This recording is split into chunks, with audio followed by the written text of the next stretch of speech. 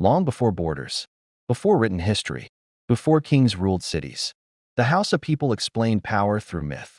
A city without water, a sacred serpent that ruled through fear, and one stranger whose actions changed an entire civilization. This is the story of Bayajidda, the spirits of Hausaland, and how myth became the foundation of kingship.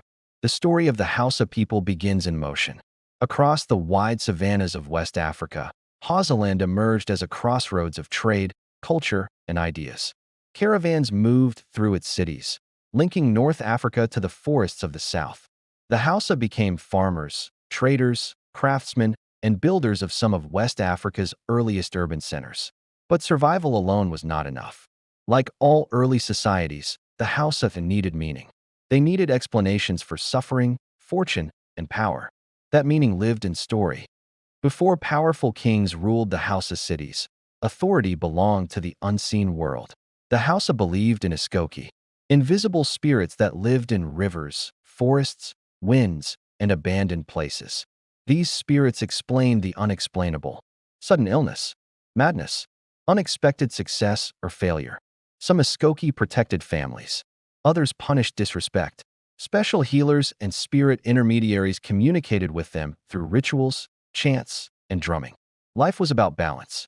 When harmony broke, consequences followed. This was the old order, and it ruled through fear, respect, and tradition. Among the ancient Hausa cities, Daura stood as one of the oldest and most powerful. Yet the city lived under a terrifying rule. Its only well, the source of life for the entire community, was guarded by a massive sacred serpent. Water could only be drawn once a week. The people obeyed.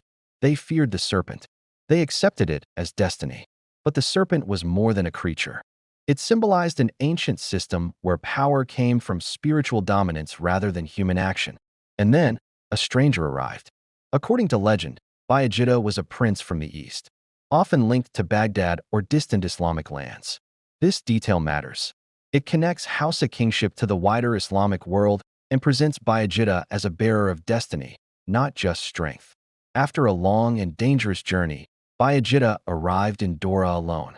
No army, no kingdom, only a sword. When he asked for water, he was told to wait for the serpent's permission. Bayajidda refused. That night, he went to the well. No ritual, no negotiation, only action. He drew his sword and killed the serpent. With the serpent dead, everything changed. Water flowed freely. Fear collapsed. The people were liberated. Bayajidda had done what no one else dared. He did not just kill a monster. He shattered an entire system of control. Leadership was no longer about fear of spirits alone. It was about courage, responsibility, and protection of the people. Daura would never be the same again. Bayajidda was brought before Queen Daura, the ruler of Daura.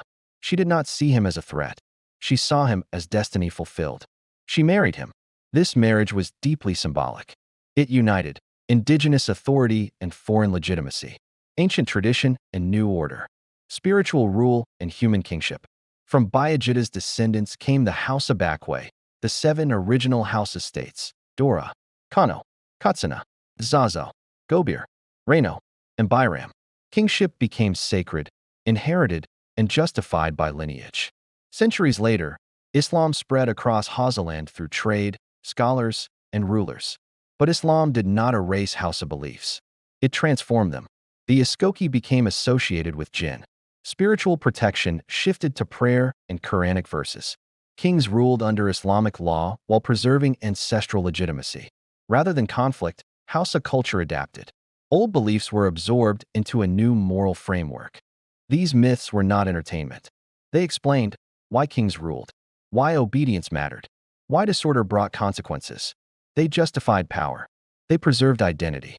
They connected the past to the present. Through myth, Hausa society maintained continuity even as the world changed around it. The story of Bayajidda is more than legend. It is memory. It is identity. It is history told through story. The spirits of the past still whisper through culture. The legacy of kings still shapes authority. And the myths of the Hausa people remind us that African civilizations understood power, faith, and destiny long before history was written.